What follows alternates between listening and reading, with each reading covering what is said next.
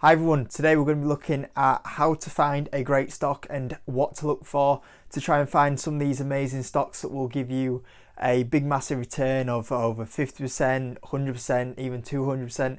So I'm going to be sharing with you today my methods of that I use to go and find a great stock. So I'm going to be sharing with you a few key websites that I use, a couple of key metrics that I use, and the kind of theory that I have. And the thing is, when you're investing and when you're trying to find great stocks, is that you'll eventually find a method that works for you, and you might take a few different investing methods from a lot of different investors and then build your own. But I'm going to be sharing with you how the process that I go through to go and find or try and buy a great stock. And I know a lot of you guys have wanted this video for a long time, so I thought it's about time I managed to get around to doing it. So if you could like the video, that would be absolutely amazing. And throughout the video, because I'm going to be talking about finding a stock, I'm going to be referencing to one of the stocks I recently bought. So just for example, I'm going to be using Pinterest. So when I'm searching different methods, I'll be using Pinterest as the stock I'm looking into. But as you know, I've already looked into it previously. But at some point, I hope to do a full video, like me going through a stock that I don't know and sharing that with you. The only thing is it would take me about half an hour, and I'll be honest, I really don't have half an hour to commit to the filming and the editing, so I'm going to do it kind of in a quick pace kind of scenario. But realistically, when you go to do this, it probably end up taking you probably at least 2 hours, 3 hours. So it's a brief version of how to do it, but yeah, there's going to be some really good information. So let's get started. So first of all, you need to find the stock, you need to know the stock, you need to hear about this stock. So personally, where I get my information from stocks from is people talking about them on CNBC. That's one reason. Maybe I'll see a news article on Seeking Alpha, maybe in Motley Fool. Also, the great thing right now is that we have YouTube, and there's a lot of investors now on YouTube space that are talking about stocks all the time. Even in the comment section of videos, there's a lot of people talking about stocks in the comment section below. So trying to find a stock is the first thing, but honestly, there's loads of different ways. I've heard of different stocks and looked into stocks from loads of different things before. I've even seen something that's been selling really well in the supermarket and gone, hold on, who makes this? Is it a public company? I've done that one before. I've heard people have messaged me going, oh, have you heard about this stock before? There's loads of different ways you find out about a stock, or it comes to you. But that's the first point I'd say, is that you've got to hear about this stock. Next thing is I'm going to do a Google search, and I'm just going to see a stock chart. And normally by now, at this point, after doing this, I can probably tell if I'm going to invest in a company. Probably I would go as far as saying 50% of the time, just by looking at this looking at a Google stock chart. So when I look at this Google stock chart, what I'll start to see is the stock history. Is it a bit of a day trading stock or a swing trading stock? Is it on a good run? Is it on a discount? How long's it IPO'd for? So for Pinterest, I can see it's at $17. I see when it IPO'd in April 2019. And when I look at this stock, I can see that it is on a downtrend here. So I can see that it has gone up, and then for some reason it has pulled back after the IPO. When I look into the metrics underneath below, I can see the market cap size, so I can tell how big of a company this is. So I look here, market cap is 10 billion. So I can tell that this is not a massive company, but it's got a decent size to it. I look at the P ratio, and then I can look at how cheap this is. Now, because I've been in the stock market for so long, when I look at a company, I can normally tell if it's a good P or not. And obviously looking at Pinterest, there is no P, so straight away I can tell this is not a profitable company yet. But at the same time, if it did have a P, I kind of already know on the top of my head the P ratios of Twitter or Facebook. So when I see that P, I would know if it's a cheap P compared to a lot of other social media websites.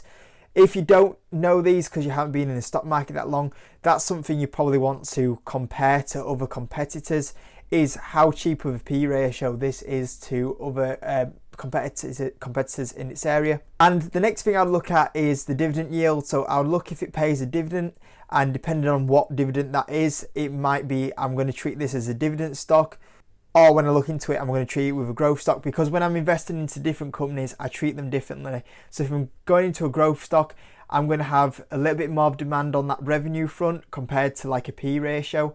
If I'm looking at a dividend stock, I'm looking more towards how strong is that dividend yield, what's the payout history, what's the payout rate.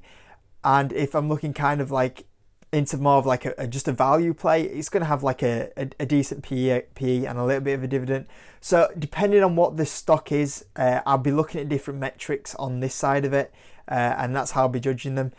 For this one, obviously we're looking at a growth company, so I wouldn't really consider the dividend yield at all. I'd be kind of looking at the P ratio and the revenue growth with it being a growth stock. But just from this chart here, this is where I can obviously tell what kind of stock I'm investing in and what kind of history the company's had. So from here, I'm going to go and look into the company a little bit more. I'm going to be using companies to or websites to look into like the EPS side of it, the revenue side of it, what a couple of analysts are saying about it. Now, I normally use 3 websites for this. I use Yahoo Finance, I use Simply Wall Street, and I use CNN. CNN is pretty much for my like US stocks, so I can't really use that one for UK stocks. Yahoo Finance is good, but sometimes the data is limited on UK stocks. Simply Wall Street's fantastic, but you have to pay for it. I only pay about £50 a year for it, which is pretty good. I know that will put some people off it. You can find most of the information that is out on Simply Wall Street just by doing a little bit of a Google search. But for me, £50 isn't that much. So I'm like, oh yeah, I'm a baller. But no, like generally, like from a stock sale, it'll probably cover like most of the fees for Simply Wall Street. So I can use Yahoo Finance for this one, and I'll use Simply Wall Street just to show you what I'm looking at. I'm going to show you some of the metrics that I look at on Yahoo Finance. I'm also going to show you some of the metrics I use on Yahoo Finance. But like I say, if you're using UK stocks, sometimes you can't really use that much. But same again, we've kind of got the Google search on here, so I can just check that all this kind of information is correct. I also have underneath a couple of news articles. Now this will come useful later on, so just bear that in mind. Now on the right hand side of the homepage, what you'll also have is you'll have its earnings. Now on the earnings, you'll see historically how well has this done on the EPS front. So you'll be able to see if they normally miss earnings, if they normally beat earnings. You'll also be able to see what is forecast for earnings as well. You'll also be seeing if they're moving in the right way. I tend to use Simply Wall Street a little bit more than this one, so I'll talk about that in a second. Same again, financials, you'll be able to see if revenue is increasing, you'll be able to see if earnings are increasing. You'll also have recommendations from analysts, so you'll be able to see what a lot of analysts are thinking about it, which is really cool. And also you get the upgrades and downgrades from a lot of analysts as well, which is interesting to see what they're looking at as well. You've got on Yahoo Finance conversations, so what people are talking about. To be honest with you, I don't really take this that seriously because some people are just kind of like pushing their own agenda on here. But on statistics, there's some really cool statistics to look at. So you'll be able to see like the PE, the forward PE. A lot of people use some of these ratios. I don't tend to take them that seriously because when you invest into a company, your aim of the game to make money is not based on ratios. What you're trying to do is you're trying to think, why would people buy into this company? And most of the time people are going to buy into this company because the company is doing well, and for the company to do well, you've got to see where that company is going to go. So you're looking at how the company is, how's that balance sheet going to be in 3 years? Is it going to be a better balance sheet? Will that lead to a bigger dividend? Is the company going to be growing revenue? Because it's growing revenue, more people want to get in that stock because it's growing revenue. If the company's making more profit, people are going to get in that company because the company's making more profit. There's all these things that you got to consider when you get into a stock. So I don't tend to get too hung over a lot of these ratios. But like I say, you might end up start using some of them. Price to sales, you can use that one. I sometimes kind of use that with a couple of growth stocks. People like to use the price to book ratio quite a bit. Also on here, you kind of can see like the profitability. You have a quick look at the income statement. So you get revenue, quarterly growth, everything like that. There's a little bit of a glimpse into the balance sheet, so you can kind of see how the company's doing with the balance sheet wise as well. And financials wise, I used to use this before I had Simply Wall Street, but basically you can get like the income statements on here. You get the balance sheets, and what's really cool is it like compares the balance sheets to like previous years as well. And people always ask me about the insider trading. Like if you don't buy Simply Wall Street, like right here, you can see that like there's a lot of things going on in the stock through Simply Wall Street. It's just not as clean, to be honest with you. I prefer Simply Wall Street. It's just so much cleaner. But like I say, here you can kind of get what's going on with the insiders here.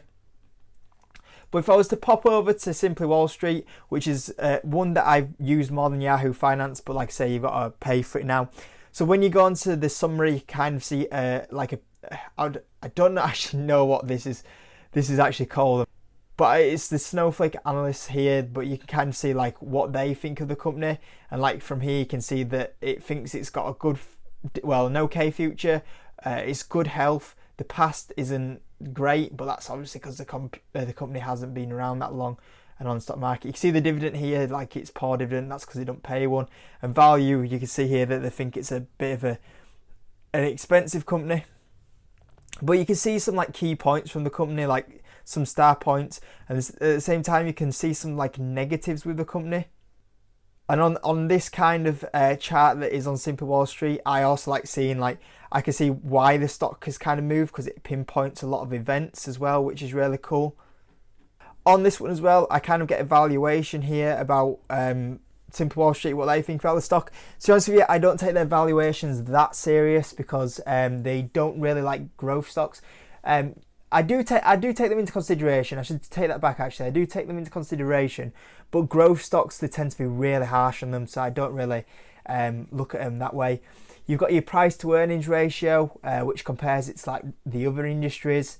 You get price to earnings growth ratio. You get price to book ratio. I say sometimes I do use price to book ratio, not always, but that's one that I do tend to use a little bit more. And you see like it compares it to like the industry and the market as well, which is really cool. And then you get your future growth, and like say this kind of gives a better picture of what Pinterest is going to do future growth wise, and EPS front and revenue front. So you can see like when the company is predicted to go profitable and like the revenue increase. Just as a point here, because I did buy Pinterest, like I personally don't think, with my research, I believe that the revenue chart on this one's correct, but the EPS is wrong. I think they'll be a lot more profitable a lot quicker than this. But like I say, that's we'll get onto that later, but that's what this is saying about it. And also on this here, we've got the debt to equity history, where we can see how much debt and how much equity is in there. We can also see a balance sheet, so we can see what sort of cash they're holding, physical assets they have, long-term investments, equity. We also, if they had debt, would see debt on this here as well. And also down below, it has, this would be useful if the company paid dividends, but you can kind of see like how well the company pays a dividend compared to market and other companies that are very similar. It also has its payout ratio, which obviously it doesn't have a payout ratio because it doesn't pay a dividend, but it would also say how safe that dividend is as well. Obviously, if that was, if the circle was over 100%, obviously then the company are paying their own. They're not making enough money to cover the dividend, which is something that you need to look out. And then also it has a bit of information about the management. It'll also have a breakdown of the leadership team, and then you'll also have ownership, which is, as you can see, is so much more clearer than like, there's no one actually sold or bought this stock, so I'm not using a really good example here. But you would be able to see like what is happening inside the company. You know what? I'm just going to switch this to Greg's. Ta-da! And then we can see like insider trading volume, and like here, this is a lot more better because I can show you then. We've got like the insiders, and you can see Greg's has had a lot in the last 3 months. And then on the insiders, you'll be able to see like who's actually buying them. So right now we can see that Roger Whiteside, and it'll say his role is the CEO, and Richard Hutton, member of the board. So we can see what they're doing, how many they've bought, which is really cool to see. So this is kind of like how I can see into the companies a lot more. Like I say, you can do all this. I like to use Simply Wall Street, but like I say, you have to pay for it. But all this information you can get free on the internet. I just like using Simply Wall Street because I get it all in one place a lot more quicker. But like I say, you can get most of this on Yahoo Finance. And you can probably find all this information out through individually Google searching. But Simply Wall Street just gives it all to me in one chunk, and that's why I don't mind paying for it, because it just saves so much time for me. And next, what I'm going to do is I'm going to go and read the investors relations. So if for Pinterest example, I go on the website, investors relations, read into the company, see what they say about it, see where they believe the outlook's going to be, what they're doing really well. So that's going to take a while. Probably listen to a few conference calls. Obviously there you'll be able to hear into what questions they're getting asked by like analysts as well. So sometimes they can get asked some difficult questions, which is really interesting to hear. So yeah, read the earnings reports. I'll go listen to conference calls. Next, I'm going to read articles, and that's what I said on Yahoo Finance. Some of them are there. To be honest with you, most of the time I go to Motley Fool and Seeking Alpha for this, and I'll search in Pinterest and I'll see the articles. And in the articles, it'd be really cool because a lot of people will be talking about negative points about the stock and why you shouldn't buy it. And also they'll be talking about some positive things about the stock, and you'll be able to see what they think about it. Just be careful because some people are kind of like pushing their own agenda there. So if someone's shorting like Pinterest, they're not going to be writing nice things on purpose. You know, there is going to be a bit of a biased like vision in there. So just be really careful of that. I'm also going to look at other stocks. So I'm going to see if this is a best company in the sector. So I'd compare this to like Facebook, Twitter, maybe Snapchat, them kind of stocks, and see how this value is compared to them. Obviously you would have to take like this was a growth stock into consideration. So like this compared to Snapchat would be a very good one to compare. And then after you've done all that, you're going to have to make your own decision, see where you think the company's going to go. How is it going to increase that revenue? How is it going to grow that EPS? Because you've got to kind of think, you can put all the ratios in, but a ratio isn't going to tell you if the revenue is going to go up, EPS is going to go up. You've got to look and see, is this company going to serve a demand? And if they're going to serve that demand, the revenue and EPS goes up, and then the share price goes up.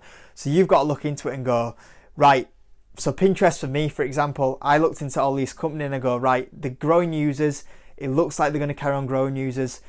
How they're going to make money? So they make the money from their advertising. So I'm going to look into the advertising. Can they make more money from the advertising in the next 5 years? And then I look into it and I go, yes, because the advertising revenue on the international side of Pinterest is shockingly poor. It's the worst in the social media game.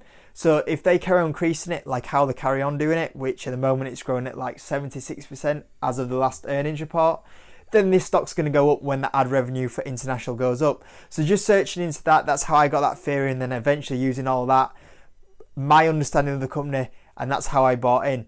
Now, the last one is to set and buy a target for when you're going to buy into the stock. So when you're going to buy into a stock, you need to set the point where you buy. So where's a value for this stock that you think's cheap? For me, I came to the valuation that Pinterest is fairly valued under $20 seems about fair for it. And then you've got to set a target where you're going to sell. Where do you think this company is valued? And I think that in 2 to 5 years that I'm going to double my money on Pinterest. So for me, I want to make 100% off Pinterest in 2 to 5 years. So you kind of got to look at where you think that company is going to go and set your targets of your buy and sell. But like I say, this is a really kind of like brief overlook on how I invest into companies, but hopefully that kind of breakdown will help you a little bit when you're looking into companies and sites to use. Like I say, I'd love to do a detailed one at some point, but I'll kind of do that when I've got a bit more time. But I hope this video was useful for you guys that were looking into stocks and some things to look at. And as always, guys, I hope you enjoyed the video. If you can like it, that's absolutely amazing. Subscribe if you haven't, and I'll see you in the next one.